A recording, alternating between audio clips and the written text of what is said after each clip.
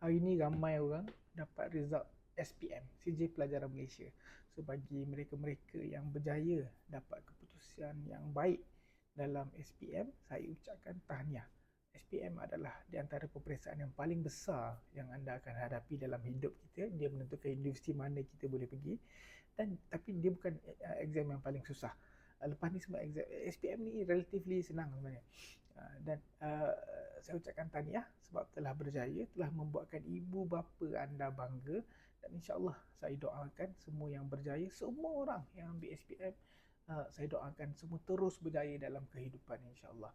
Bagi yang berjaya, teruskan kejayaan dalam, tapi kena ingat kejayaan dalam SPM tidak menjamin kejayaan dalam usaha-usaha kita akan datang. Kejayaan hanya akan datang dengan usaha, kejayaan hanya akan datang dengan doa, kejayaan hanya akan datang dengan nusrah dan barakah daripada Allah.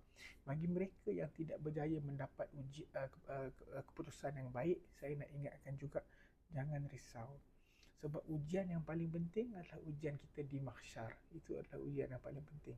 SPM ini betul dia boleh pandu kita ke mana hala tuju kita selepas ini, tapi yang penting adalah apa yang ada dalam hati kita. Kalau hati kita betul, kita boleh terus berjaya. Sebab kadang-kadang kita nak pergi universiti, kita nak buat degree ni kan, tapi kadang-kadang Allah bagi kita sedikit kesukaran. Mungkin itu bukan yang terbaik bagi kita, mungkin ada yang lebih baik bagi Allah, lebih tahu kan. Tapi yang penting adalah apa ada dalam hati kita. Yang penting kita kena terus berusaha, kita kena terus berusaha. Jangan sekali-kali rasa putus asa, jangan sekali-kali rasa gundah gulana. InsyaAllah ada banyak lagi exam yang penting dalam kehidupan kita.